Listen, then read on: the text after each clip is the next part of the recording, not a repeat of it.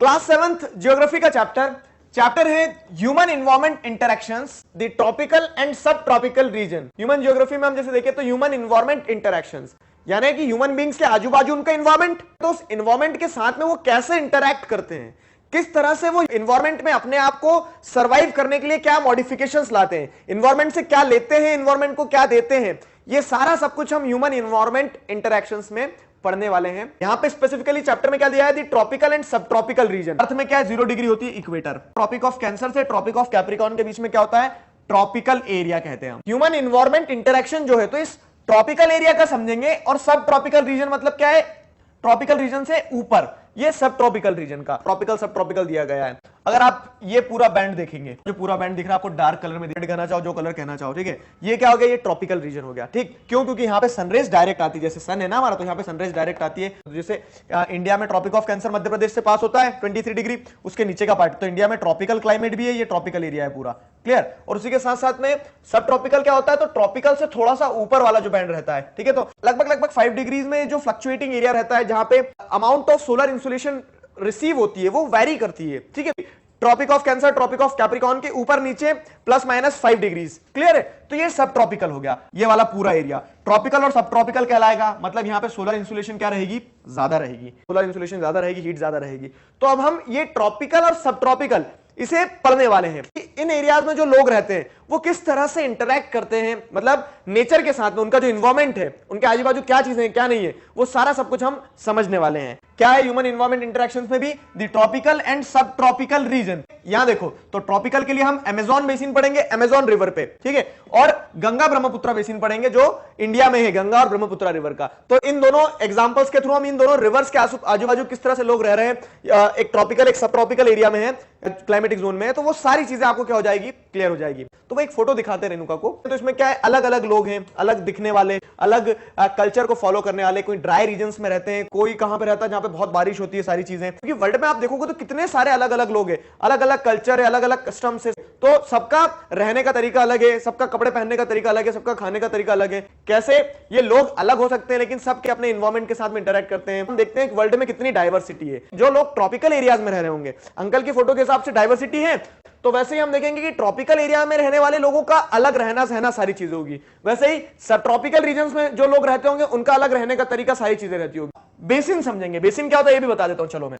ये है south America, ये वाला कंट्री जो यहाँ पे आपका ये ब्राजील है। ब्राजील में क्या हो रहा है कि एक नदी है अमेजॉन रिवर, तो अमेजॉन रिवर वर्ल्ड की लार्जेस्ट रिवर है, लॉन्गेस्ट नहीं, लार्जेस्ट मतलब बहुत बड़ी रिवर है। ये वाला जो पूरा एरिया जो रिवर कवर करती है इसे अमेजॉन बेसिन कहा जाता है। तो यहाँ पे लोगों का रहना सहना, वहां का क्लाइमेट, ये सारी चीजें समझेंगे। और सिमिलरली हम गंगा ब्रह्मपुत्र के लिए, गंगा रिवर का है हमारी, तो गंगा रिवर है हमारी, ये देखो,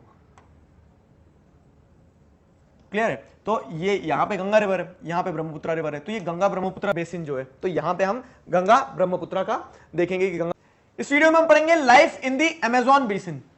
अमेजॉन बेसिन में लाइफ किस तरह की है, तो ट्रॉपिकल रीजन जो है उसमें हम पढ़ेंगे अमेजॉन बेसिन के बारे में। अमेजॉन क्या है, रिवर का नाम है अमेजॉन, उस रिवर का जो पूरा ड्रेनेज बेसिन है वो ड्रेनेज बेसिन कहलाता है अमेजॉन बेसिन। मतलब जहां जहां वो रिवर फैली हुई है, रिवर की ट्रिब्यूटरी, डिस्ट्रीब्यूटरी, सारी चीजें मिलकर क्या बनाती है, अमेजॉन बेसिन बनाती है। ये हमारी अमेजॉन रिवर है। The river Amazon flows through equatorial region.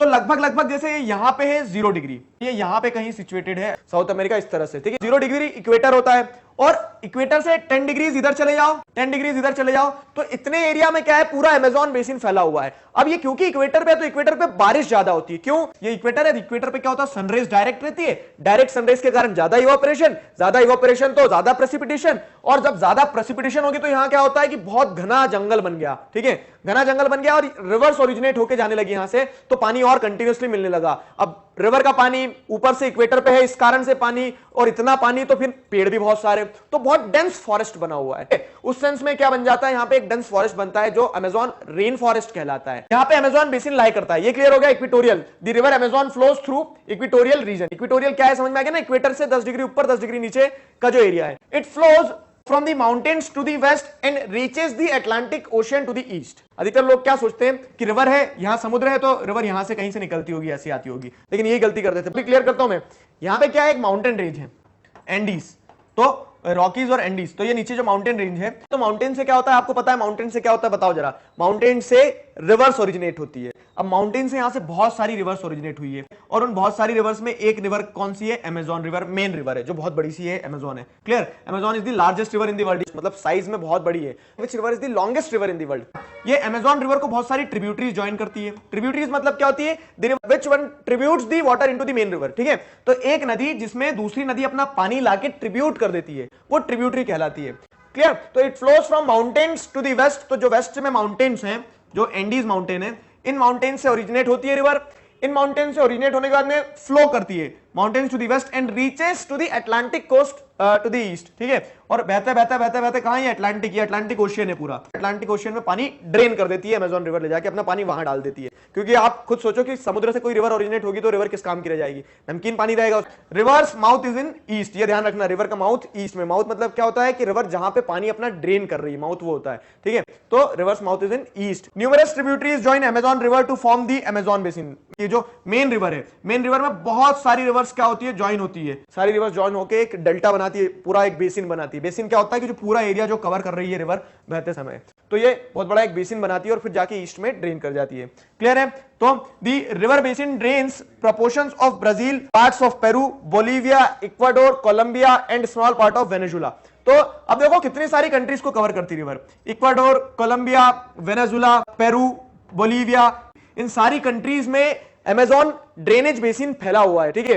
Mainly Brazil में, ब्राजील तो बोला ही नहीं हमने, तो मेनली ब्राजील में है, और बाकी दूसरी कंट्रीज में भी इसका ड्रेनेज बेसिन फैला हुआ है। आपकी बुक में क्वेश्चन दिया हुआ है, इंटरनल क्वेश्चन है क्या, कि बताओ कौन कौन सी कंट्री से इक्वेटर पास होता है, क्योंकि इक्वेटोरियल रीजन पे। तो नेक्स्ट टॉपिक है आपका क्लाइमेट। तो अब हमें यह समझना है कि अमेजॉन बेसिन, ये अमेजॉन रिवर यहाँ पे, तो अमेजॉन बेसिन में किस तरह का क्लाइमेट देखने को मिलता है। Amazon basin stretches directly on the equator, ये 0 डिग्री इक्वेटर है, ठीक है। ये सन है, अब सन से क्या होता है, डायरेक्ट रेज जो रहती है, तो सनरेज देखो यहां भी जाएगी पोल पे, सनरेज यहां भी पोल पे जाएगी, नॉर्थ में भी जाएगी, साउथ में भी जाएगी, लेकिन डायरेक्ट जो बहुत इंटेंस सनरेज रहती है वो इक्वेटर पे रहती है, 0 डिग्री पे।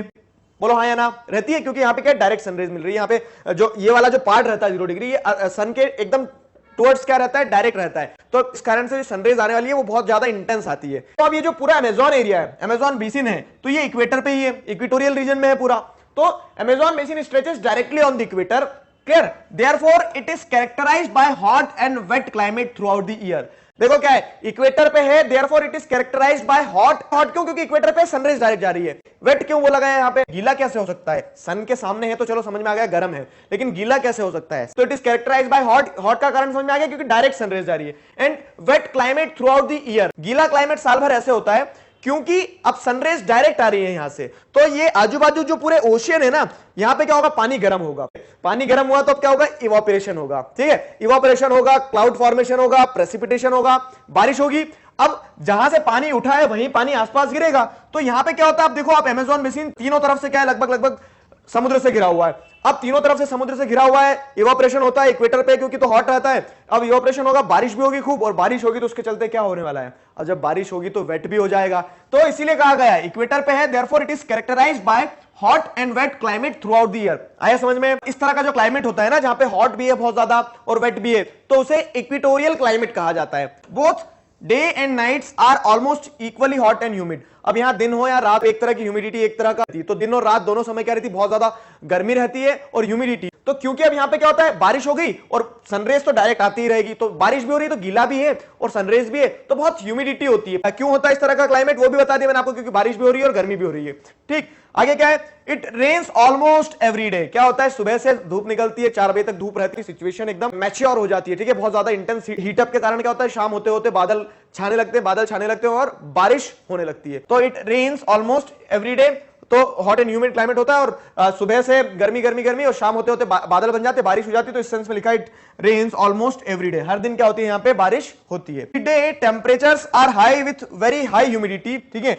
Eight nights the temperature goes down but the humidity remains high. देखो दिन में तो टेम्परेचर भी हाई रहेगा, ह्यूमिडिटी भी हाई रहेगी।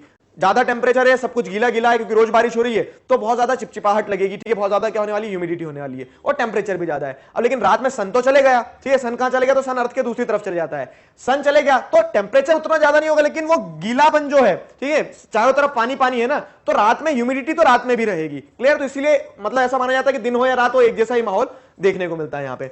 इस वीडियो में हम रेन फॉरेस्ट के बारे में पढ़ेंगे। सवाल है कि आता है इसे रेन फॉरेस्ट क्यों कहा जाता है, तो आप खुद आंसर बता सकते हो। अब इस पोजीशन में हो आप, किसी भी समझ लो एक बार। ये इक्वेटर है और कहीं ना कहीं अमेज़न बेसिन जो है तो इक्वेटर पे लाई करता है, इक्वेटोरियल रीजन पे आता है, बारिश ज्यादा होती है। अब बारिश होने के कारण वहां जंगल बनता है, तो ये जंगल सीधा किसके साथ जुड़ा हुआ है, बारिश के साथ में, तो इस कारण से रेन फॉरेस्ट कहा जाता है। घना जंगल, और वहां पे क्या होता है कि अंधेरा सा रहता है, इतना घना होता है कि सनलाइट भी नहीं पहुंच पाती। क्या होता है, रेन फॉरेस्ट में यूजुअली बड़े बड़े पेड़ होते हैं, तो ये बड़े बड़े पेड़ क्या करते हैं, ऊपर कैनोपी कवर जो रहता है इनका, मतलब इस तरह से ढाक देते हैं, सारी चीजों को एकदम कवर कर लेते हैं कि सनलाइट जो है नीचे ग्राउंड तक पेनिट्रेट नहीं हो पाती है। तो यहाँ पे वेजिटेशन भी कैसा मिलेगा आपको, यहाँ पे पेड़ पौधे भी ऐसे मिलेंगे जो बिना सनलाइट के, मतलब बिना सनलाइट यानी कम सनलाइट के भी जो सर्वाइव कर पाए। ठीक, डैम फॉरेस्ट होते हैं ये। हैवी रेन्स होती है यहाँ पे, इस कारण से रेन फॉरेस्ट होता है। ठीक है, thick forest due to dense roof created. ठीक है, और फॉरेस्ट जो होते हैं तो ऊपर से जो कवर, रूफ कवर बना है वो बहुत ज्यादा घना होता है। क्लियर, यही चीज देखने वाली थी। अब देखो क्या है, sunlight is not allowed to reach the ground, जो मैंने आपको समझाया। इस कारण से क्या होता है, therefore only shade tolerant vegetation। shade tolerant मतलब क्या है कि ऐसा वेजिटेशन जो छांव को टॉलरेट कर सके। छांव को समझ रहे हो, जैसे मैं खड़ा हूं तो मेरी शेडो बन रही है, और मेरी शेडो में अगर आप अपने आपको टॉलरेट कर पा रहे हो कि हाँ ठीक है चलता है शेडो से, तो वो शेड टॉलरेंट होती है। क्लियर है, तो उस तरह से क्या होता है, ओनली शेड टॉलरेंट वेजिटेशन में ग्रो हियर। तो यहां पे जो वेजिटेशन ग्रो होने वाला है वो शेड टॉलरेंट होगा। Clear, orchids, bromeliads grow as plant parasites. अब ये जो यहाँ पे पेड़ ग्रो होते हैं तो वो क्या होते हैं, प्लांट पैरासाइट्स की तरह ग्रो करते हैं। अब आप बोलोगे सनलाइट नहीं मिल रही है तो ग्राउंड वेजिटेशन जो खास करके वो कैसे ग्रो होगा, तो यहाँ पे क्या होता है कि अधिकतर प्लांट पैरासाइट्स रहते हैं। प्लांट पैरासाइट्स क्या रहते हैं वो समझा देता हूं। मतलब ऐसे पौधे जो क्या करते हैं, जो दूसरे पौधों से अपना न्यूट्रिएंट्स चुरा लेते हैं। ठीक है, तो यहाँ पे चोर पौधे पाए जाते हैं, तो एक तरह से जो क्या करते हैं, जो दूसरे पौधों के ऊपर डिपेंडेंट होते हैं वो उनसे अपना न्यूट्रिएंट एक्सट्रैक्ट कर लेते हैं। मतलब अपने सर्वाइवल के लिए उन्हें जो भी लगता है वो दूसरे पेड़ों से, दूसरे पौधों से एक्सट्रैक्ट कर लेते हैं, जो इंसेक्ट्स को खा जाते हैं। तो उस तरह के सारे जो पेड़ रहते हैं वो plant parasites, usually plant parasites जो रहते हैं तो वो प्लांट के ऊपर ही डिपेंडेंट रहते हैं। ठीक है, तो आगे अगर देखें हम और, तो देखो यहाँ पे क्या है, बर्ड्स सच एज टकेन्स, ठीक है, humming birds, bird of paradise are found. Bird of paradise एक पौधा भी होता है, एक फ्लावर भी होता है और एक बर्ड भी होता है। ये देखो यहाँ पे, तो जैसे ऑर्चिड्स हो गया, ब्रोमिलियार्ड्स हो गया। क्लियर है, बर्ड ऑफ पैराडाइज ये है। क्लियर, और फिर ये टोकन होता है, तो इस तरह से बड़ी चोंच वाले ये पक्षी पाए जाते हैं। क्लियर है, और क्या है, तो animals like monkeys, sloth, ant eating tapirs, ठीक है, are found here. Ant eating tapirs क्या होता है, तो इसकी लंबी सी ऐसी चोंच होती है ये, और ये चींटियां रहती है ना, चींटियों का जो घर रहता है एक तरह से, तो उसमें जाता है और सारी चींटियों को खा जाता है, तो इस कारण से इसे एंट ईटिंग कहा जाता है। क्लियर, और क्या क्या जानवर, तो अब आपने देखा होगा जैसे अमेज़न बेसिन है, पानी है, नदी है, बहुत ज्यादा क्या है, सब कुछ डेंस वेजिटेशन है, तो यहाँ पे crocodiles, snakes, pythons are found here. Pythons में भी जैसे पाइथन बड़े बड़े जिगर होते हैं तो उसमें एनाकोंडा होता है। फिर बोआ कॉन्स्ट्रिक्टर, बोआ कॉन्स्ट्रिक्टर एक तरह से पालतू सांप होता है, जो क्या होता है, पालतू सांप यानी जिसके अंदर जहर नहीं होता है। वो सारे जानवर यहाँ पे, इन सारे सांपों की स्पीसीज पाई जाती है, तो एक तरह से बहुत डेंसली वेजिटेटेड, मतलब डेंस वेजिटेशन के कारण ये वाइल्ड लाइफ भी जो है यहाँ पे बहुत डाइवर्स होती है, बहुत रिच होती है। नेक्स्ट क्या है, several species of fishes including the flesh eating पिराना। ठीक है, तो पिराना फिश जो है वो यहाँ पे पाई जाती है। फ्लैश ईटिंग लिखा है इसके आगे, मतलब क्या है कि ये इतनी खतरनाक मछली होती है कि आप मछली खाने जाओगे आपको खा जाएगी, उस तरह की मछली होती है। सारी वाइल्ड लाइफ है, जैसे जगुआर वगैरह जो होता है तो वो भी पाया जाता है यहाँ पे। क्लियर, तरह तरह के मंकी जो है तो उनकी बहुत सारी क्या होती है, अलग अलग स्पीशीज पाई जाती है। ये सारे जानवर हमें देखने को मिलते हैं। People of the rain forest, tropical region, कि वहां के जो लोग हैं वो कैसे रहते हैं। पढ़ने ये वाले हैं हम कि वहां के लोगों का कल्चर क्या है, लोग कौन है, कैसे रहते हैं, क्या काम करते हैं, पेट कैसे पालते हैं अपना। तो यहाँ पे अगर पूछा जाए source of livelihood and occupation, तो अधिकतर क्या होता है, हंटर गैदरर्स हैं। ठीक, हंटिंग करते हैं, फिशिंग करते हैं, और मतलब ये पहले था, आज तो चीजें बहुत बदल गई। अमेज़न बेसिन में जो जंगलों में भी लोग रह रहे हैं तो उन्होंने भी अपने आप को मॉडिफाई कर लिया है, चेंजेस हो गए बहुत ज्यादा। वो कैसे डेवलप्ड कह सकते हैं, कहीं ना कहीं वेस्टर्नाइजेशन का जो इन्फ्लुएंस है ना, तो वो अब जाके पेनिट्रेट होने लगा है इंटीरियर लैंड्स में भी, रूरल एरियाज में, ट्राइबल सोसाइटी में। ट्राइबल सोसाइटी में लोग जीन्स पहनने लगे। ट्राइबल सोसाइटी में मतलब उनका जो ट्रेडिशनल कॉस्ट्यूम था उसे हटा के, उससे दूर जाके वो लोग क्या है कि अब कहीं ना कहीं हम देखते हैं तो आज एक ग्लोबल विलेज बन गया, सारे कल्चर जो है एक दूसरे से इंटरमिंगल हो गए ना। तो लेकिन अगर हम पहले की बात करें तो source of livelihood and occupation क्या था, तो लोग इस तरह से फॉरेस्ट प्रोडक्ट्स वगैरह इकट्ठे करते थे, अमेज़न बेसिन की बात बता रहा हूं, और हंटिंग गैदरिंग करते थे और इस तरह से राजी खुशी रह रहे थे, जी रहे थे। तो जो अगर जैसे देखा जाए तो सोर्स ऑफ लाइवलीहुड में वो खेती भी करते थे, कल्टीवेशन किस चीज की, अधिकतर slash and burn farming perform की जाती है उनके द्वारा।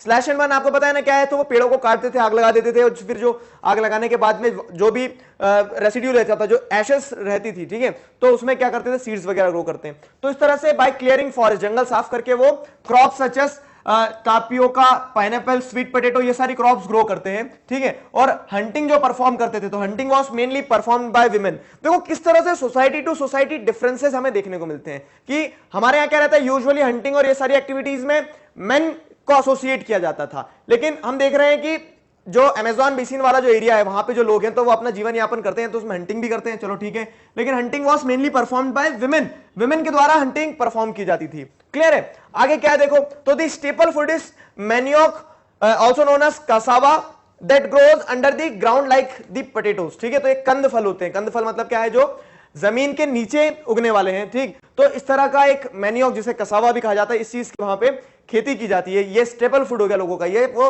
रेगुलर डाइट में लेते हैं जैसे। इसके अलावा भी देखो खाते क्या क्या है, और तो they also eat queen ends and eggs. ये क्या चीज होती है? क्वीन एंड्स मतलब तो आपको पता है बड़ी चींटी जो होती है, चींटी खाते हैं। अब आगे क्या है?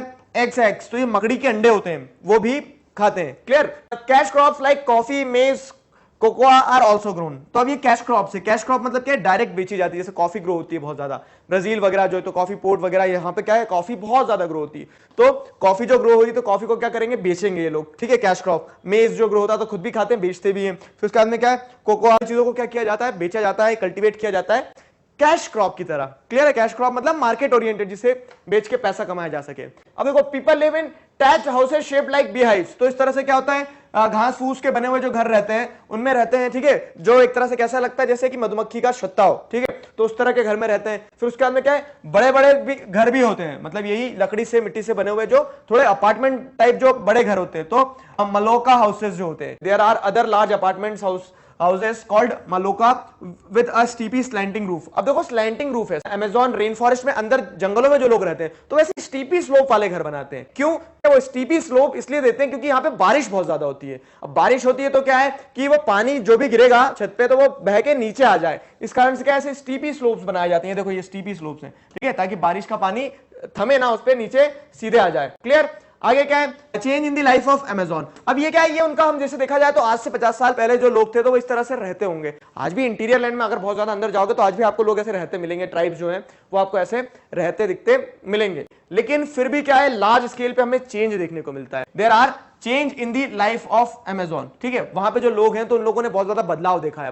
पहले प्रैक्टिकली पॉसिबल नहीं था, जैसे पूरा ये अमेज़न बेसिन है तो आप ये बाहर बाहर तो घूम सकते हो, लेकिन जो इंटीरियर एरियाज थे अगर पहले जाना होता था तो इंटीरियर एरियाज में जाने के लिए, मतलब अंदर वाले एरियाज में जाने के लिए आपको नाव के थ्रू ही जा सकते थे आप बस, ठीक है, वो भी नदी के थ्रू होते होते। पहले वहां पे पहुंचना, ठीक है, पहले वहां पे अगर जैसे एक्सेस जो थी तो उतने एक्सेसिबल नहीं था अमेज़न। लेकिन अब क्या होता है, धीरे धीरे वहां पे कंस्ट्रक्शन स्टार्ट हुआ, तो construction of trans Amazon highway जो है, ट्रांस अमेज़न हाईवे तो पूरा अमेज़न रेन फॉरेस्ट को क्रिस क्रॉस करते हुए निकल गया है, ठीक, ब्राजील वगैरह से होते हुए दूसरी कंट्रीज में निकला हुआ है, बड़ा सा एक हाईवे बनाया है। तो अब इस हाईवे के कंस्ट्रक्शन के बाद से क्या है कि पूरे अमेज़न को आप बाय रोड कवर कर सकते हो। दो पर्सपेक्टिव है, एक इंसान ये देख सकता है हाँ कितना अच्छा कंस्ट्रक्शन हुआ है, हमने डेवलपमेंट इतना कर दिया कि अब जहां अमेज़न में जा नहीं सकते थे आप, हमने वहां तक एक्सेस पहुंचा दिए, सारी चीजें हम वहां तक पहुंच चुके हैं। तो इस तरह से एक आप ये पर्सपेक्टिव देख सकते हो। लेकिन दूसरा पर्सपेक्टिव क्या है कि हाँ, इससे ट्रांस अमेज़ोनियन हाईवे से क्या हुआ कि बहुत ज्यादा डिस्ट्रक्शन भी हुआ है, पेड़ कटे होंगे, वाइल्ड लाइफ डिस्टर्ब हुई होगी, ठीक है। आप किसी और के एरिया में इंट्रूड कर रहे हो ना, तो वहां का वाइल्ड लाइफ वेजिटेशन डिस्टर्ब हुआ होगा।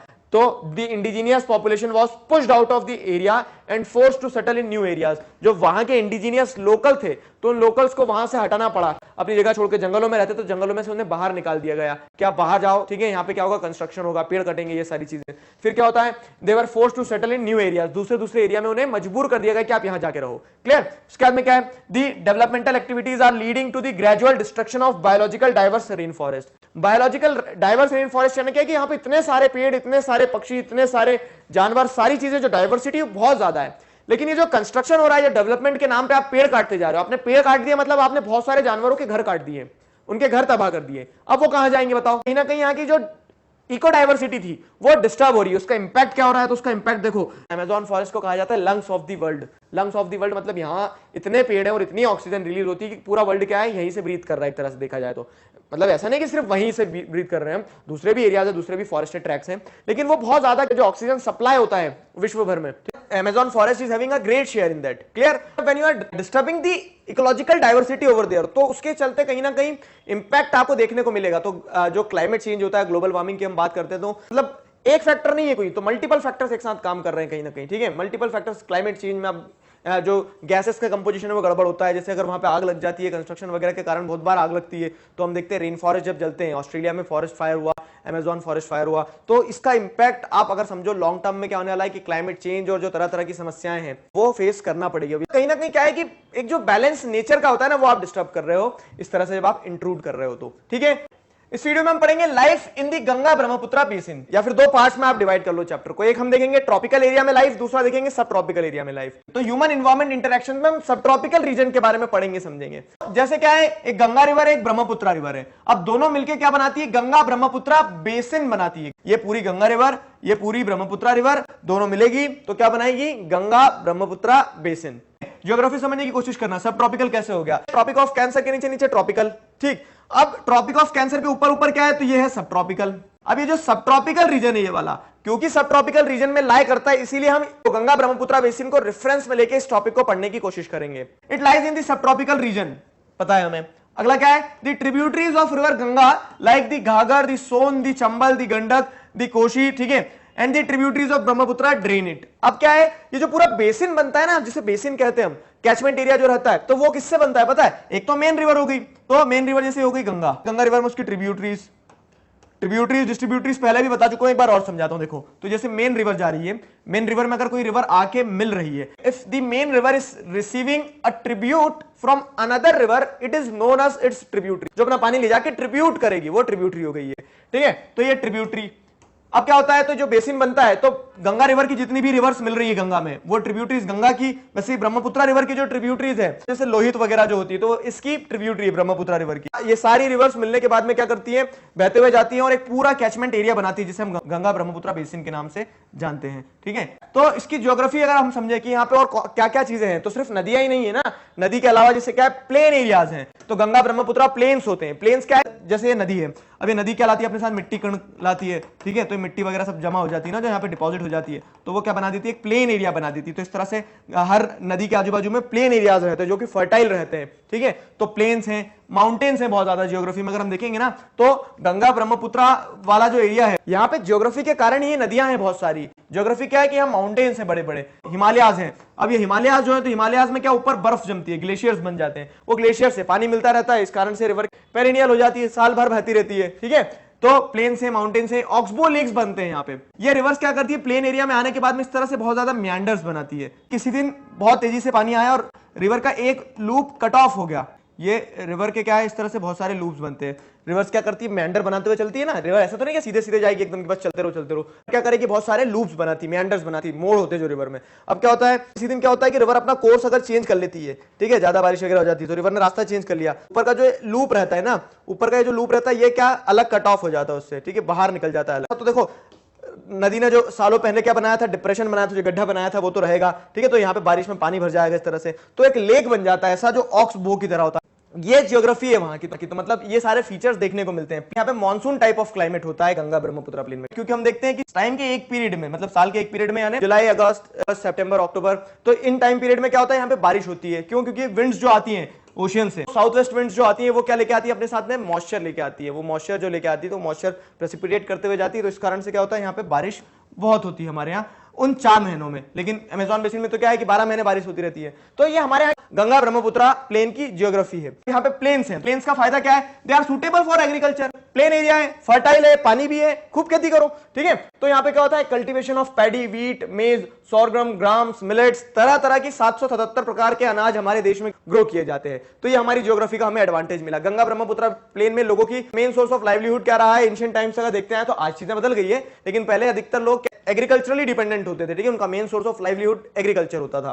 Cash crops like sugarcane and jute are also grown, banana and tea plantation are also perform. तो कैश क्रॉप्स में जैसे शुगर केन ग्रो किया जाता है, जूट ग्रो किया जाता है। जूट और शुगर केन ऐसी क्रॉप्स हैं जिन्हें पानी बहुत लगता है, और क्योंकि उन एरियाज में बहुत सारी रिवर्स हैं तो पानी मिल जाता है, तो ये क्रॉप्स ग्रो की जाती है। उसके बाद में क्या है, बनाना एंड टी प्लांटेशन, ये परफॉर्म किया जाता है भैया। ठीक है, टी प्लांटेशन तो जैसे अब क्या होता है, असम वगैरह वाला जो एरिया है वहां पे इस तरह की हिल्स है। अब वो हिल्स जो है तो क्या स्लोप है बहुत ज्यादा, तो वहां पे ड्रिजल्स भी होते रहते हैं, मतलब बूंदाबांदी होती रहती है। तो जिस तरह का क्लाइमेट टी कल्टीवेशन के लिए चाहिए रहता है, वैसा क्लाइमेट मिल जाता है फेवरेबल, तो यहाँ पे टी प्लांटेशंस होते हैं बहुत ज्यादा। ठीक है, आगे क्या है, silk is produced through the cultivation of silk worms in parts of Bihar and Assam. Silk production कर सकते हैं तो सिल्क वॉर्म्स वगैरह जो होते हैं, तो इस तरह से सिल्क वॉर्म्स को रेयर किया जाता है, पाला जाता है। मलबरी लीव्स खिलाता है, शहतूश की पत्तियां खिलाते हैं, शहतूश हम खिलाते हैं, पत्तियां इनको खिलाते हैं, फिर ये हमें सिल्क देती है। क्लियर है? तो मलबरी लीव्स पे ये फीड करती है और उसके बाद में जैसे पैडी कल्टीवेशन, पानी भरा हुआ दिख रहा है तो बहुत ज्यादा पानी लगता है राइस कल्टीवेशन में। अब वेजिटेशन की अगर बात करें कि किस प्रकार के पेड़ पौधे सारी चीजें पाई जाती है, तो ये देखो मैंने मेन सोर्स ऑफ लाइवलीहुड बता दिया, जियोग्राफी से कनेक्ट कर दिया कि प्लेन एरिया है तो हमें क्या एडवांटेज है। ठीक है, अब आगे देखते हैं अगर तो यहाँ का वेजिटेशन कैसा है, किस तरह के पेड़ पौधे ये सारी चीजें पाई जाती है।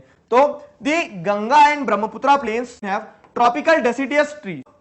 यहाँ पे क्या होता है, ट्रॉपिकल डेसिडियस, जैसे ट्रॉपिक ऑफ कैंसर यहां से निकलता है तो ये पार्ट तो ट्रॉपिकल एरिया में आता है। ठीक है, अब ट्रॉपिकल एरिया में आता है तो यहाँ पे जैसे ज्यादा बारिश हो रही है वेस्टर्न घाट में, मान लो बारिश खूब हो रही है तो यहाँ ट्रॉपिकल एवरग्रीन फॉरेस्ट होंगे क्योंकि बारिश ज्यादा हो रही है, तो यहाँ पे हमेशा हरे भरे रहने वाले पेड़ पाए जाएंगे। लेकिन अब इन एरियाज में उतनी बारिश नहीं होती, यहाँ डेसिडियस होते हैं थोड़े से, मतलब ऐसे पेड़ पौधे होते हैं जो क्या होता है कि जब बारिश नहीं रहती तो समर्स वगैरह में क्या कर देते हैं, अपनी लीव्स को शेड कर देते हैं, पत्तियां गिर जाती है। आपने देखा होगा ना जंगलों में पेड़ जो होते हैं गर्मियों में क्या हो जाते हैं, पूरे बंजर से दिखने लगते हैं, तो वो लीव शेडिंग पीरियड होता है। ठीक है, वो अपनी लीव्स को शेड करते हैं।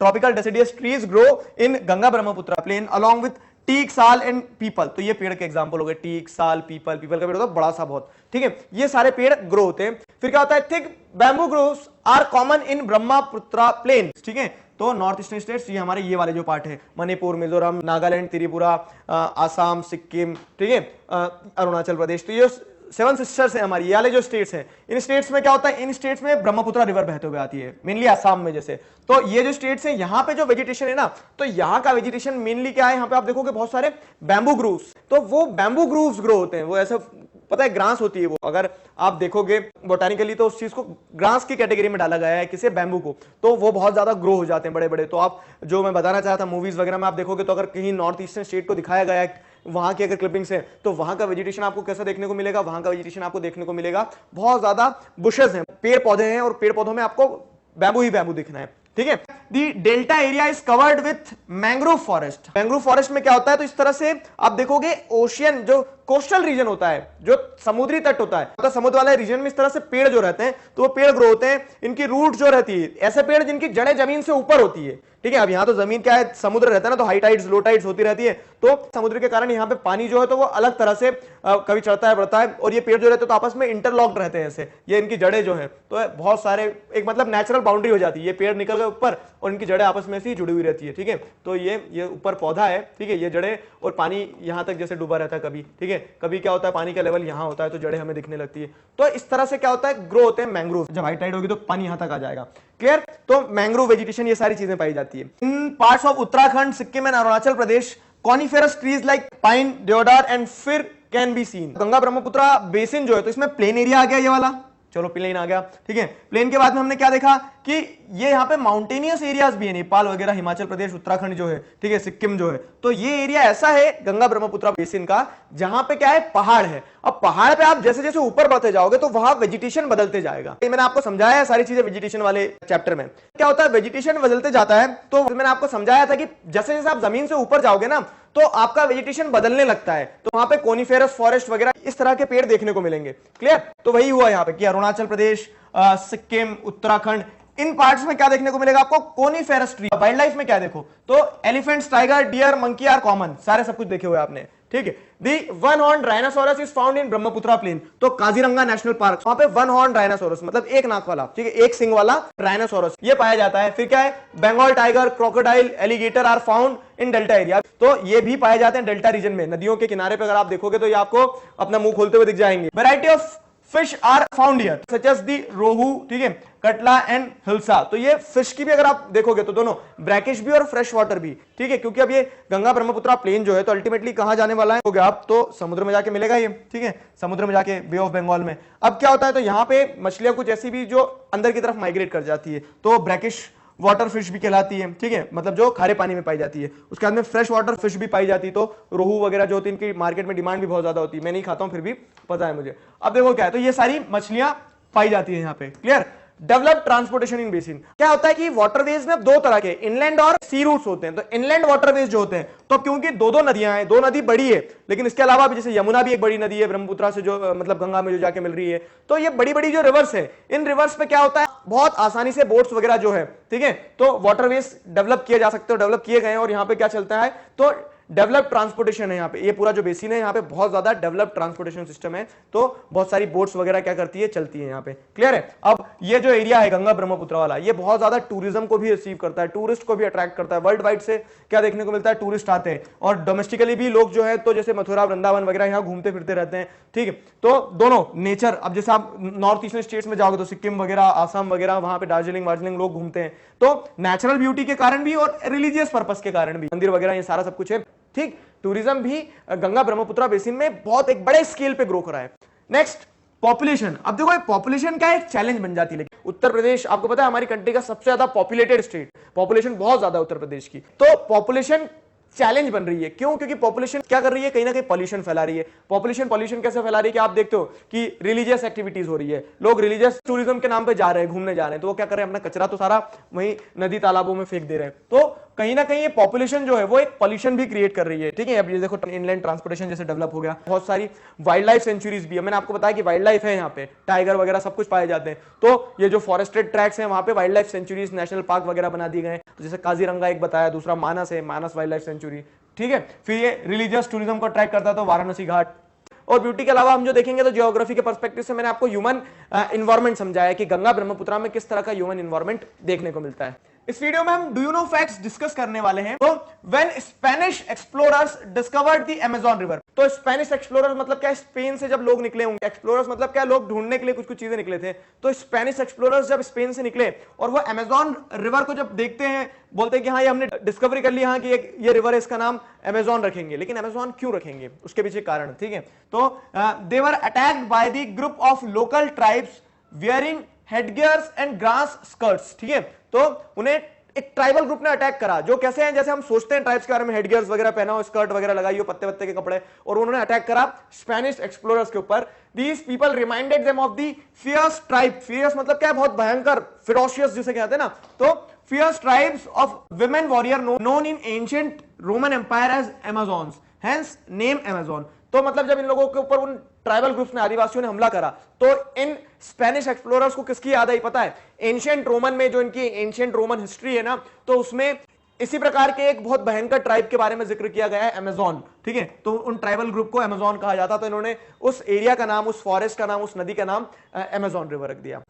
Terraces are build on steep slopes to create flat surface on which crops are grown. The slope is removed so that water does not run off rapidly. अब टेरेस कल्टीवेशन को अगर समझे तो जैसे पहाड़ था पूरा पहले, यही पहाड़ों में जब आप क्या कर देते हो, ऐसे जो स्लोप है उसको क्लियर ऑफ कर देते हो, मिट्टी को काट देते हो, जैसे यहाँ पे देखो आप, तो यहाँ पे क्या कर दिया उन्होंने, इतना काट दिया है सब कुछ, तो अब ये क्या हो गया, एक फ्लैट लैंड की तरह बन गया, थोड़ा सा यहाँ पे फ्लैट है, फिर उससे ऊपर जाओगे फिर फ्लैट है, तो ये सीढ़ियों की तरह बन गया ना, तो इस पे क्या होता है, खेती करना आसान हो जाती है। देखो इस पे आप क्या कर सकते हो, क्रॉप्स ग्रो कर सकते हो, so that the water does not run of. पानी अगर पूरा स्लोप रहता तो यहां गिरता, पानी बह के सीधे नीचे जाता, जैसे आप नीचे आए हो। क्लियर, तो उस तरह से क्या है कि पानी रुकता नहीं, लेकिन अभी जब आपने स्टीप्स काट दी, उसमें टेरेस बना दिए, तो उससे क्या हो जाएगा, पानी रुक जाएगा, water will not run off directly. Bromeliads के बारे में, bromeliads are special plants that store water in their leaves. मैंने आपको जब अमेज़न रेन फॉरेस्ट के बारे में बता रहा था, तो जिस तरह का वेजिटेशन पाया जाता है उसमें ब्रोमिलियार्ड्स भी शामिल होते हैं। ब्रोमिलियार्ड्स एक तरह का क्या है, प्लांट है जो पानी को क्या करता है, स्टोर करता है, store water in their leaves. Animals like frogs use these pockets of water for laying eggs.